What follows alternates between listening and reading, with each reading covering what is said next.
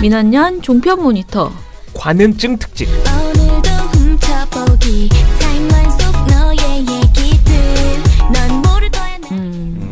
관음증. 요즘 아무튼 관음증을 자아내는 일들이 참 많네요. 그죠? 자, 무슨 내용인가요? 예, 저희가 지금 김학의 별장 성폭행 사건 네. 이 재수사에 돌입을 했죠. 네. 그래서 이 김학의 사건을 종편이 또 어떻게 다루고 있나 한번 살펴봤습니다. 왜냐면은 김학의 사건 재수사가 착수가 됐는데 꼭 종편이 아니더라도 이렇게 제대로 보도가 되고 있다는 느낌을 잘 받지를 못했어요.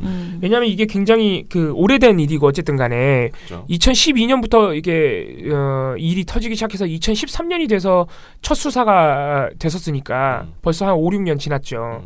그런데 오래되기도 한 동시에 이 사건의 내용이 굉장히 충격적이에요. 지금 최근에 이번 주 월요일, 화요일 연속해서 MBC가 스트레이트와 PD수첩 통해서 보도한 내용 보시면은 이제 윤중천 씨, 그러니까 함께 성폭행을 하고 뇌물을 주고받았다는 혐의를 받고 있는 윤중천 씨, 네. 이분이 이제 중천개발이라고 이제 건설업자이신데 이분이 이제 김학의 씨에 대해서 폭로를 막 시작해서 MBC가 이틀 연속으로 열심히 보도했거든요. 이거 아주 심각합니다. 이제 성폭행과 뇌물과 어느 정도 뇌물이 두 혐의가 어느 정도는 일단 증언이 나와버린 거예요. 물론 예전에도 증언은 나왔었습니다만 사건이 굉장히 심각합니다. 지금 특수강간 혐의가 거론이 되고 있죠. 이분도 불법 촬영했죠.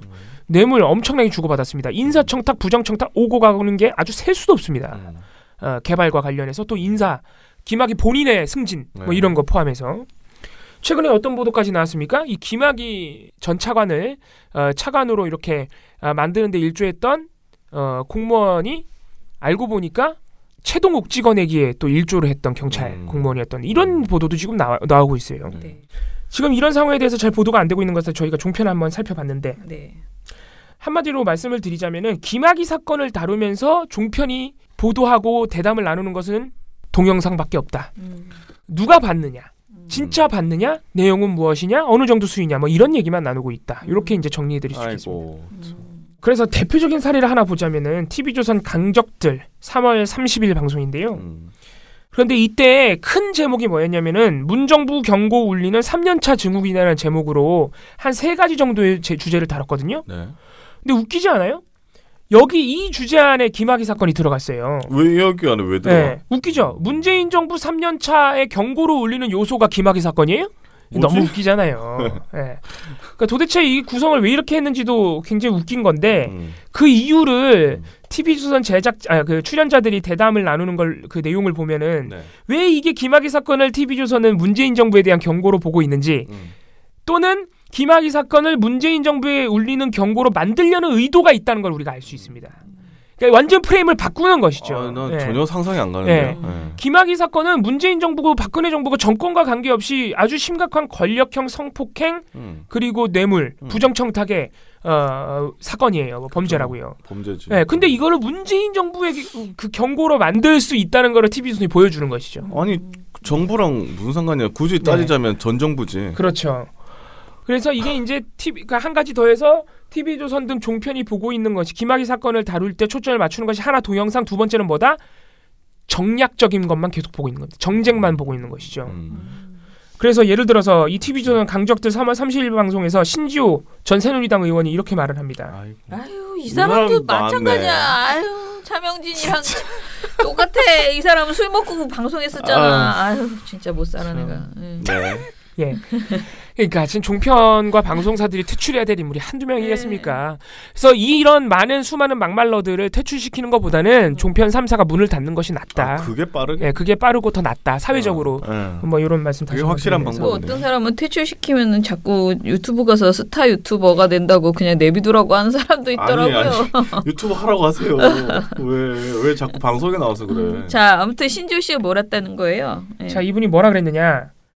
검경이 싸운 거랑 우리 문 대통령께서 귀국 일성으로 이거를 지시를 내는 거는 차원이 다르다. 문 대통령은 그야말로 큰 그림 속에서 뭘로 이거를 돌파해 나갈 것인가 고심한 끝에 근데 버닝썬이 이렇게 막 해갖고 사회적으로는 여론이 그냥 용광로처럼 끓잖아요. 근데 김학의 사건 보니까 너무나 닮은 꼴이야. 그러니까 이거 한번 해보자. 이렇게 말했습니다. 위기 돌파용이라는 의미가 뭘까? 네, 그러니까 나는 이거 위기라는 맞다고 생각해요. 그러니까 김학의 사건이나 장자연 사건이나 전부 다 이게 권력형 성범죄 그리고 권력을 이용해서 덮으려고 했던 그런 거라는 점에서 지금 이게 또 여성 인권에 굉장히 많이 관련돼 있는 내용이고 그러니까 당연히 다 묶어서 이런 거 다 정말 제대로 수사해라라고 말하는 거는 맞아. 그런데 뭐가 어째서 이게 그 위기 돌파? 위기 돌파라는 거야? 다른 패널로 나온 박찬종 변호사가 문재인 대통령 입장에서는 청와대 군의 관저 문간까지 자신과 관련된 문제가 이게 와닿아 있어요. 따님과 사위 이번에 태국 이주 그것은 저도 궁금해요. 대통령 가족의 움직인 동태는 성역이 아닙니다. 네. 이만큼 문제되면 기자회견장에 나와서 기자들 질문을 받아야 할 사안이에요. 이번에 귀국했을 무렵에는 이 대북 문제도 이게 삐걱거리고 하니까 이것을 일시에 이렇게 여론의 화살을 돌리는 소재로서 세계를 찍은 것은 아주 절묘하게 잘 찍었어요. 내가 나이가 젊어가 문재인 대통령 참모 같으면 내가 그렇게 건의하겠어. 각하 이번에 이렇게 하십시오. 그러니까 당분간 좀 숨을 쉽시다. 이렇게 아마 했을 거예요. 이렇게 말했습니다. 아니 그러니까 지금 이게 똑같은 전여옥이랑 계속 모든 사람들이 하는 똑같은 말이잖아. 그러니까 곽상도 때문에 보복하느라고 이거를 얘기했다라고 이렇게 대통령이 지시한 것이다라는 그 주장을 네. 똑같이 한 거네요. 이건 뭐 보복을 넘어서 문 대통령이 따님과 사위 의혹의 위기를 느껴서 그거에서 숨으려고 장자연 김학의 버닝썬 사건을 이용했다는 것인데 아니 무슨 소리야? 대단한 위기 나셨어요. 아유 참. 이거는 내피셜 아닙니까? 내피셜 완전. 문 대통령에 대한 어떤 부당한 비판, 근거 없는 매도 뭐 이런 걸 떠나서요. 이거는 해당 사건들 버닝썬 김학의 고 장자연님 사건의 피해자들을 생각하면은 이거 진짜 이게 무슨 소리야? 진짜 망발이에요, 망발. 아니 그리고 백보양보해서 이게 의혹이라고 칩시다. 곽상도 씨 말이 다 맞아. 그러면 곽상도가 지금 의혹의 당사자잖아. 김학의 사건에. 그쵸. 그걸 그럼 말하지 말라는 소리야. 이게 지금 계속 똑같은 주장이 말도 안 되는 계속 얘기지. 되고 있는 거야. 그러면 너는 너대로 혼나란 말이야. 이건 이거대로 진상 규명하고. 근데 왜 이걸 얘기하면 당분간 숨어? 그러면 이것 때문에 무서워서 자기가 앞으로는 정당한 곽상도가 앞으로는 자기가 정말 문재인 정부의 그 가족 이야기를 계속 해야 되는데 이것 때문에 쫄아서 안 하겠다는 거잖아요. 계속 하세요 그냥. 계속 해. 하시면 되는 거야. 지는 지대로 지가 그렇게 의혹이 많다고 생각하면. 그러니까 당당하면은 곽상도 의원도 왜 내가 숨어? 김학의 잘하지. 사건과 내가 관련이 없고 그리고 내가 제기하고 있는 문 대통령 가족 관련 의혹이 정말 뚜렷한 근거가 있다면 그러니까. 계속 하면 돼요. 괜히 그죠. 이상한 소리 하지 마시고. 어. 근데 괜히 꿀리니까 그런 것처럼 보이잖아요. 지금 왜 나를 그 보복 수사하느냐? 꿀리니까 그런 것처럼 보일 수밖에 없다고. 그럼 오히려 역으로 말해서 곽상도가 이걸 계속 문제 삼고 있는 것 자체가 이런 논란을 만들어서 자기가 지금 역공을 당하고 있는 것이다라고 그런 모양새를 만들기 위해서 문재인 대통령 가족을 공격하는 거예요. 왜냐하면 자기가 꿀리는 게 있으니까 자기가 보호받으려고. 그렇지. 그렇게 생각할 수 있는 건데 그러니까 지금, 거꾸로 얘기하면 우리가 그렇게 생각할 수 있는 건데 우리는 그렇게 얘기 그런 안 말 안 하잖아요. 하잖아. 그냥 당당하면 하라 그러지. 응. 웃기는 거예요. 이분들 얘기하는 게 박찬종 변호사, 신지호 씨 진짜 이런 물론 TV조선 강적들 제작진이 제일 큰 문제지만은 TV조선 자체가 더 큰 문제고. 이게 중요한 게 뭡니까? 지금 다 보면은 모든 거를 이 참담한 사건들을 다 정치적인 이해 득실로 따지고 있죠. 이분들은 머릿속에서 그런 식으로밖에 그림이 안 그려지는 거예요. 그러니까 피해당한 사람의 그 억울한 네. 인생을 한번 생각을 해보시라고. 아 짜증나 진짜. 진짜 욕이 그냥 나올 수밖에 없는. 이 방송 보고 있으면 욕이 나올 수밖에 없습니다. 네. 또 하나 제가 정쟁 말고 하나 또 TV조선이 집중하고 있는 게 뭐다? 동영상. 이날 패널로 박지원 의원도 나왔거든요. 이 박지원 의원도 참 잘못됐어요. 태도가. 네. TV조선 강적들의 진행자 김성경 씨와 박지원 씨가 나누고 있는 대화를 보면은 한심하기 그지없습니다. 네. 보셨어요? 봤어요. 동영상까지 다요? 나 동영상은 안 봤어요. 이 사진은 다 보셨는데 예. 차마 공개할 수 없는 정도인가요? 그렇죠. 예. 이제 와서 그런 소리 하는 이런 거 식으로 다 받느냐 안 보고 받느냐를 계속 물어보고 이때 자막이 뭐라고 뜨느냐? 도대체 어느 정도 수익일래? 이런 자막이 나옵니다. 아이고. 김성경 씨는 끝까지 사진은 다 보셨는데 그건 차마 공개가 할 수 없는 수준이에요? 계속 물어봅니다. 방송이라 말할 수 없는 수준이네요.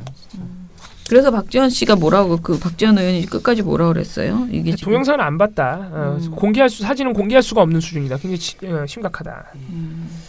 근데 이 도대체 어느 수이길래를 신지호 씨 표정에다가 넣었거든요. 근데 이거는 사실 신지호 의원에 대한 명예훼손에 가깝네요.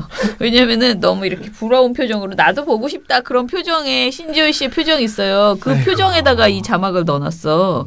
그러니까 이건 조금 약간 좀 그렇다. 예. 아니, 자기네들이 보고 싶은 거 아니야? 아니 자기들은 다 봐놓고 지금 우리한테 지금 관음증을 부추기는 거야. 이게 관음증을 부추기는 방송들이죠. 동영상 받느냐 안 받느냐는 이 사건의 본질이 아니에요. 아예 그렇죠. 관련이 없어요. 누가 받느냐 뭐가 그렇게 중요해. 그러니까 TV조선 등 언론들이 국회의원들의 그런 행태를 굳이 다루고 싶다면 비판을 해야죠. 이거를 똑같이 방송에서 그렇게 하는 것은 시청자들에 대한 어떻게 보면 우롱일 수도 있다. 네네. 그래서 TV조선 강적들이 굉장히 대표적인 사례일 뿐이고 저희가 3월 25일이 검찰 과거사위원회에서 재수사를 권고한 날이에요. 네. 이날이 또 어떤 날이냐? 김학의 전 차관이 방콕으로 도망가려다가 잡힌 날이에요. 공항에서? 네.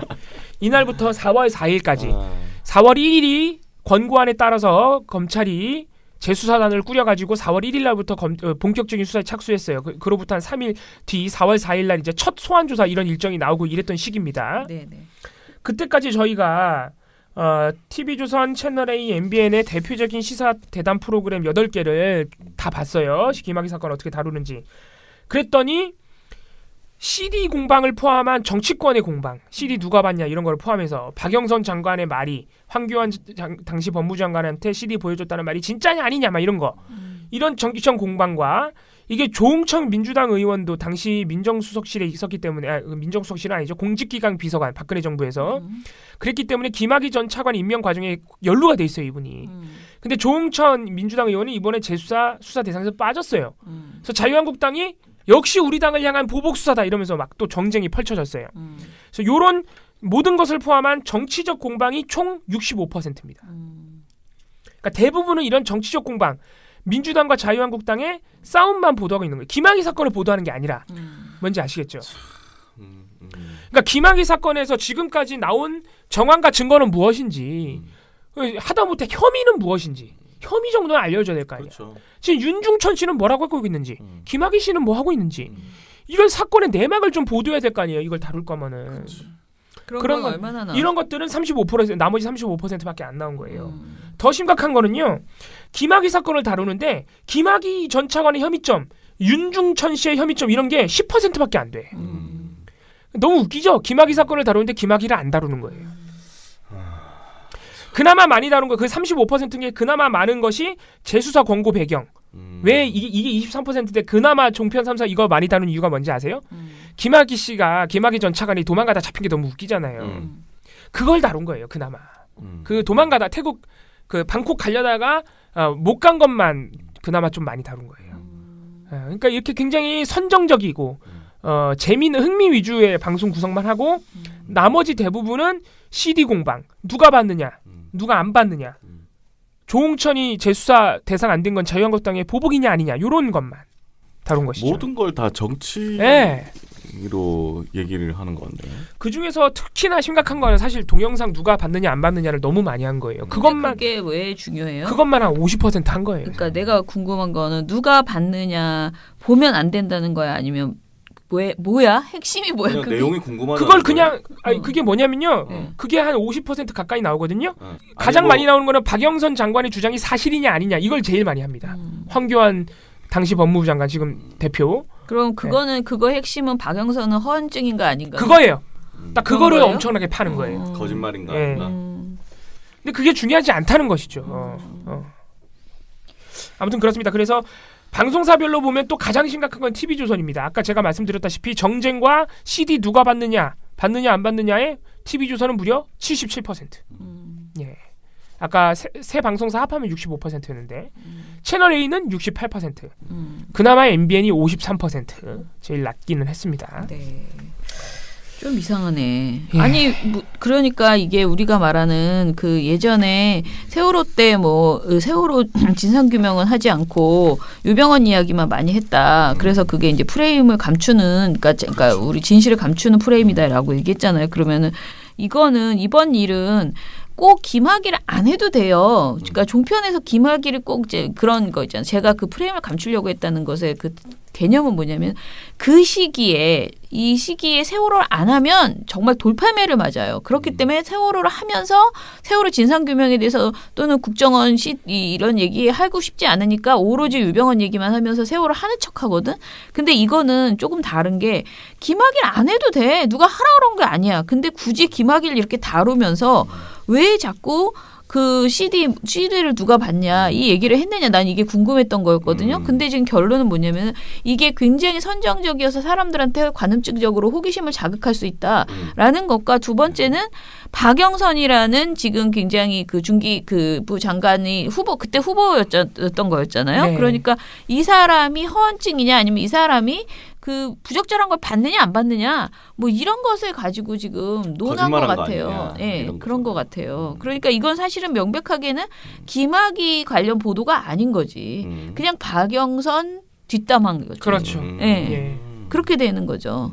그런데 겉으로는 김학이라는 어떤 공적인 가치가 있는 내용을 하는 척하는 거죠. 사실은 박영선 뒷담화를 하고 있으면서 제가 보기에는 그래요. 이 내용을 보니까.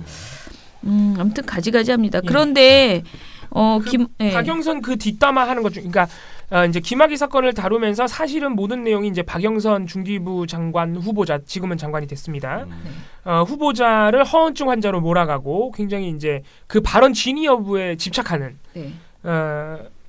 그런 방송 사례 중에 가장 웃긴 것이 채널A에서 나왔습니다. 채널A 돌직구쇼 3월 29일 방송인데요. 이날 이제 김희정 전 새누리당 의원하고 허은하 한국이미지전략연구소 소장이라는 분이 박영선, 박지원의 개인적 스타일 때문에 박영선, 박지원 두 의원의 주장은 거짓이라고 주장했어요. 자기네가 스타일을 분석을 해봤더니 두 사람은 허언을 많이 하는 사람들. 야, 이건 좀 쌈박하다. 네. 야, 스타일 분석. 그 중에서도 제일 웃긴 게 허은하 씨예요. 허은하 한국이미지전략연구소 소장. 야. 이분이 진짜 이미지를 연구하는 분이에요. 그래요? 대단한 분입니다. 아무튼 이분 방송 사례도 나중에 한번 모아서 말씀드리면 진짜 재밌는데. 네. 예. 아무튼간에. 아니 말만 들어도 웃기네. 네. 이분이 뭐라 그랬냐면은.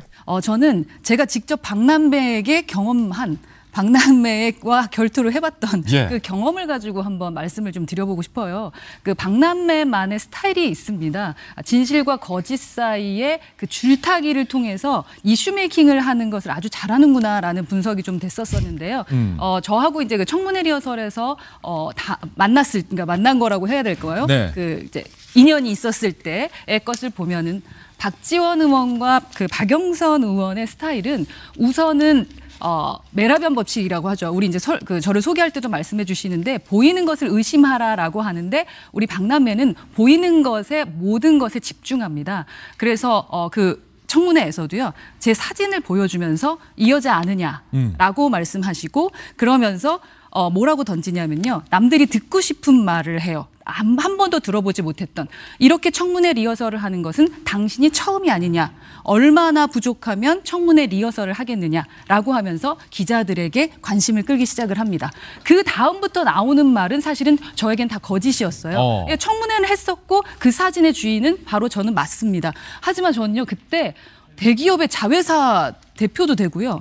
그리고 BBK랑 그런 쪽에도 제가 연관이 되더라고요. 저랑은 전혀 상관없는 내용들의 것으로 기사화가 돼서 제가 그것을 무마하고 막 막는데 정말 많이 힘들었었거든요. 그래서 그 후에도 제가 이제 박남매가 워낙에 쿵짝이 잘 맞으시기 때문에 그들의 그 대화법과 그들이 어떻게 이슈 메이킹을 하는지를 지금 분석을 해봤을 때는 우선 시각적으로 메라변 법칙도 있습니다. 남에게 호감을 느끼게 하고 그럼으로 인해서 그 사람이 듣게 하고 실행하게 하는데 55%가 보여지는 겁니다. 그래서 이번에도 보여지는 부분, 그림을 그려서 보여준다거나 수첩을 펼쳐서 보여주신다거나 아니면 사진을 찍어서 보여주거나 아니면 그 동영상을 찾아봐라는 것을 꼭 하신다. 그리고 나서 이제 이슈 메이킹이 될 수 있는 들리고 싶은 말을 하는 스타일이다. 근데 그 안에는 사실 제가 경험했을 때는 진실이 아닌 것들이 좀 있었다. 그래서 피해를 보는 사람들이 있다라는 말씀을 꼭 드리고 싶습니다.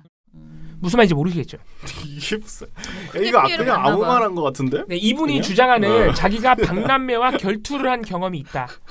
그 결투한 경험에서 내가 분석하기로는 박지원, 박영선 의원은 보이는 것, 그러니까 보여주기식을 통해서 이슈를 만들고 기자들이 혹할 만한 선정적인 발언을 해서 이슈를 만드는데 그게 다 거짓이다 이런 주장인데 그 박람회와 결투한 경험이 뭔지 말을 안 해주니까 시청자가 뭔지 못 알아듣잖아요. 무슨 말인지 모르겠네. 찾아봤지 그래서. 뭘 피해봤다는 거야? 그래서 이분이 일단 이 발언 자체가 보도 시사 대담 프로그램에 나와서 할 말은 아니라는 거예요. 그렇죠. 왜 자기 개인의 경험과 그 개인적인 말이야. 감정, 개인적인 분노를 통해서 보도되고 있는 사안에 대한 객관적인 평가를 왜 자기 감정으로 하냐고요. 그거랑 무슨 상관이 네. 있어 사실. 내가 겪어봐서 하는데 나 화났어. 그래서 이 사람들 말은 허언이야. 이런 게 말이 되냐고요. 수준이 참. 예. 네. 대단합니다. 심지어 이 얘기를 이날 하루 한 게 아니라 다른 날에 또 했어. 그러니까 화가 많이 난 거야 지금 자기. 화가 많이 나셨네. 네. 그래서 굳이 그냥 부적절한 발언이지만 제가 또 굳이 찾아봤습니다. 네. 뭐가 그렇게 힘들었냐? 왜냐하면 실제로 박지원, 박영선 의원이 잘못했을 수도 있잖아요. 찾아봤더니 이게 뭐냐면요. 2011년 8월 이명박 정권 당시에 검찰총장 후보자였던 한상대라는 분이 있습니다. 이분이 검찰 고위직이었고 실제로 검찰총장 후보자 나와서 청문회 거쳐서 검찰총장이 됐는데 몇 달 못하고 물러났어요. 아무튼 간에. 이 한상대 전 검찰총장 청문회 때 모의 청문회를 했습니다. 이분이. 아주 이례적인, 물론 처음은 아니었다고 그럽니다마는 연습한 예, 거구나. 이례적이었어요. 홍만표, 당시 홍만표 검기조정 부장 이런 사람들 검찰 고위직들을 그 자기한테 질문할 이렇게 국회의원들로 앉혀놓고 그리고 당시에 검찰 홍보 자문을 해주고 있던 민간업체의 대표를 역시 리허설 그 상대 국회의원으로 세워놨는데 박영선 의원 대역으로 세워놨던 것이 바로 이 허은하 씨였던 거예요. 아 그래요?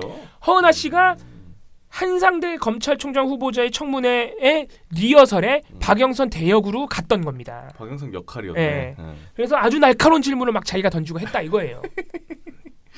네. 근데 2017년 8월 당시 한상대 청문회에서 이거를 박지원 의원과 박영선 의원이 알았어요. 그래서 한상대 총장이 후보자로 딱 나오니까 모의 청문회 리허설을 했다 그러는데 이게 듣도 보도 못했다. 얼마나 자신의 역량이 부족하면은 민간업체까지 동원을 해서 홍보업체까지 동원을 해가지고 리허설을 하냐. 너무 실망했다. 이렇게 엄청나게 비판을 했습니다.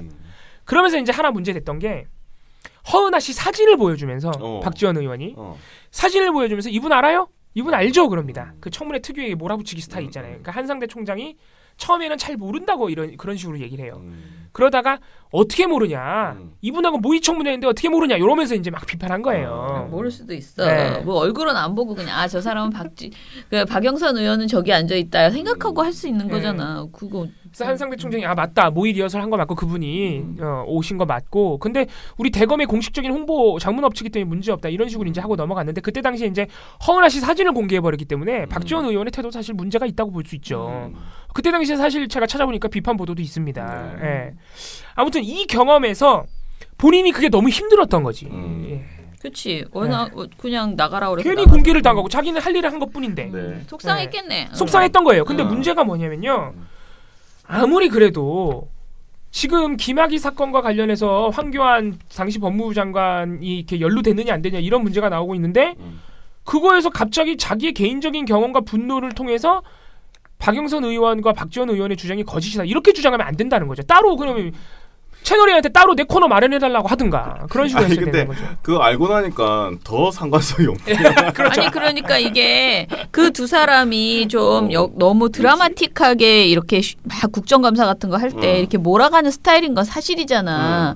그거는 다 근데 알죠. 이 사람 말 안 해도. 그냥 내가 그런 일이 있었어요라고만 말했으면 돼. 거짓말 그것에서 막 거짓말 어쩌고저쩌고 할 거면 정확한 거짓말이 뭐였는지를 그러니까. 차라리 밝히던가. 근데 이게 자기 경험을 한 다음에 갑자기 느닷없이 이 사람은 그러니까 거짓말, 이 두 사람은 늘 거짓말했어. 이런 식으로 이제 약간 비약을 한 거지 자기 주장을. 그러니까 근데 더 중요한 건 뭔지 아세요? 채널A가 이렇게 개인적인 경험과 감정을 가져와서 이제 박영선 장관 후보자와 황교안 대표의 어떤 그 공방을 더욱더 선정적으로 만들고 박영선 의원을 거짓말쟁이로 이렇게 만들었는데 그 허은하 씨의 개인적 경험이었던 한상대 전 검찰총장이 김학의 사건에 연루된 인물이에요. 굳이 한상대 전 검찰총장을 굳이 끌어오고 싶었으면 이것도 얘기를 해줘야지. 예, 윤중천 씨가 뭐라고 이번에 증언했냐면요. 별장에 수없이 드나든 그 수많은 고위직들 다 윤중천 씨가 뇌물 건넨 인물들이거든요. 그 인물 중에 한상대 전 검찰총장도 있다고 윤중천 씨가 증언했어요. 이번에. 이렇게 중요한 내용이 있는데 이게 뭐하는 얘기냐고요 이게. 이런 것들은 그러니까 제가 아까 말씀드렸던 김학의 사건의 쟁점은 전혀 얘기하지 않고 혐의점은 전혀 얘기하지 않고 정장만 부각하는 아주 대표적인 사례인 거예요 이게. 네네. 예. 연루된 혐의는 얘기하지 않고 괜히 누구 패널의 개인적인 경험으로 정쟁만 부추기는. 자, 마지막으로 하나만 얘기해 봅시다. 이거 뭐죠? 별장 성폭행을 가지고 불륜으로 몰고 가는. 이건 뭐 시답지 않은 아주 말도 안 되는. 채널이 뉴스탑10 3월 27일 방송에서 허만섭 동아일보 그 기자가 나와가지고 이 김학의 별장 성폭행을 검사장이 기업이랑 같이 별장에서 여자들과 함께 불륜 행각을 벌이는 것 이렇게 말을 했습니다. 예. 불륜 행각이라고. 아이고 참 수준이 참 종편 수준이 참 그렇네요. 예, 이게 이제 종편의 현 주소입니다. 진짜 수준이 그렇다. 진짜 평생 남습니다 영상. 네. 네? 아무튼 박영선 장관 후보자를 청문회가 또 있었으니까 청문회를 통해서 검증을 하고 싶었으면요 차라리 따로 박영선 장관 후보자의 검증을 하는 코너를 만드셔야지 괜히 황교안 CD 이런 걸로 제목 뽑아가지고 말이죠. 황교안 CD로 제목을 뽑았으면은 김학의 사건을 다뤄야 될 거 아니에요. 이런 식으로 방송을 하고 있는 것은 굉장히 부적절하다. 김학의 사건 피해자들에 대한 상처가 될 수 있다. 이렇게 정리해야겠습니다. 근데 이거는 황교안 씨를 편드는 일환이기도 하네요. 그럼요. 왜냐면, 모든 발언들이. 네, 예. 네. 황교안 대표가 CD를 주지 않았을 것이다. 그러니까 보지 않았을 것이다. 아니 뭐 박영선 의원도 말을 바꾸긴 했잖아요. 처음에는 물론 말을 바꿨다고 해준 뭐지. 처음에는 CD를 보여줬다고 했는데 기자들이 CD 내용을 보여준 거 동영상 보여준 것이냐 했더니 그게 아니라 CD 실물을 보여줬더니 깜짝 놀라더라. 이렇게 이제 됐던 얼굴이 것이죠. 벌개졌다. 네. 아니 근데 이렇게 보면 황교안 대표는 뭐 아는 게 없어. 맨날 모른대. 맨날 모르는데? 아니 무슨 박근혜 정부 때도 총리할 때도 아무것도 몰라. 그때 뭐 법무부 장관 할 때도 아무것도 몰라. 맨날 모르고 어떻게 일을 하세요? 나 궁금하다 진짜. 그래도 항상 그 얘기하시잖아요. 자기가 진보는 그러니까 뭐 갑자기 왜 통합진보당? 통진당을 없앤. 그거는 했다 자기가 대놓고 그거 하나로 모든 것을 말하겠다. 자기 능력을, 자기 어떤 사람인지를 딱 그렇게 얘기하시잖아요. 그러니까. 그래요, 알겠습니다. 그게 자랑인지. 네, 자랑의 본인은 아무도 그렇게까지 진짜 그렇게 미개한 일을 지금 아니 민주주의 사회에서 정당을 해체한 게 뭘 자랑이라고. 그것도 그거 해냈잖아 진짜. 그거를 자기가 계속 자랑하는 거야. 진짜 국가의 흑역사 중에 하나로 남을 건데. 아니 그게 황교안 대표가 대단하기보다는 그때 당시 그 정권이 대단한 거죠. 아니 그 정권에서도 아무도 그런 짓은 못했어요. 황교안이니까. 황교안의 돌파력이니까 그냥 한 거죠 사실은. 잘 가라 TV조선. 수고했다 민원연.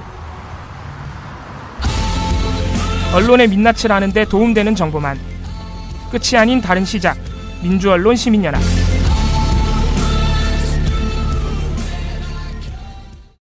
티에노님, 네. 오늘 보고서 대방출의 날인가요? 페북에 보고서가 많이 올라왔다고. 와병으로 회사를 이틀 쉬고 퇴근길에 미타를 틀었더니 역시나 오늘 엄지의 활동가가 칼퇴와 엄지의 활동가. 국토부는 국토부, 국토교통부는 구토교통부.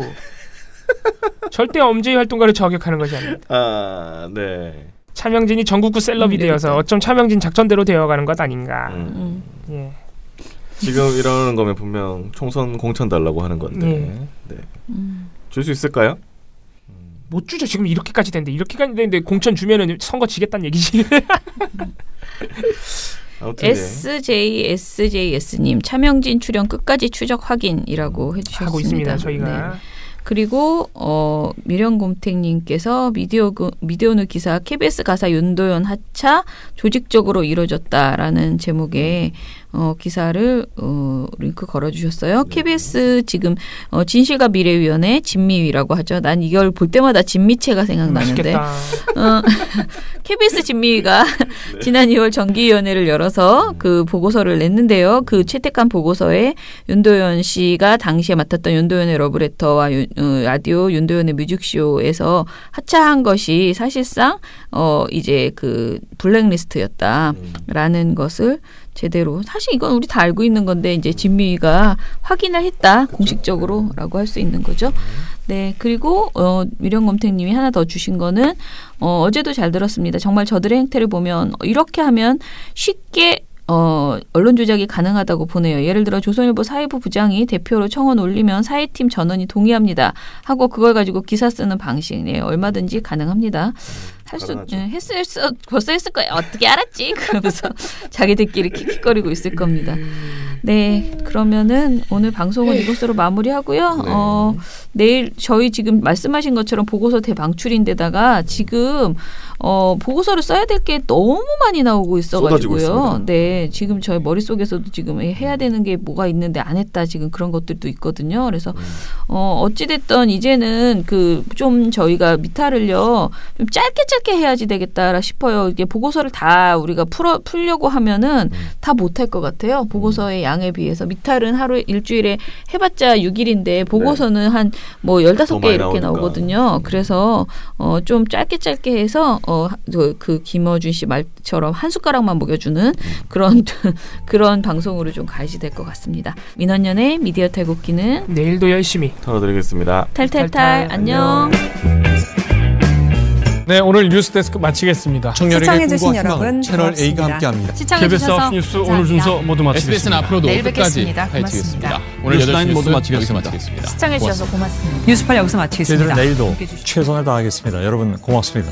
탈탈탈 안녕.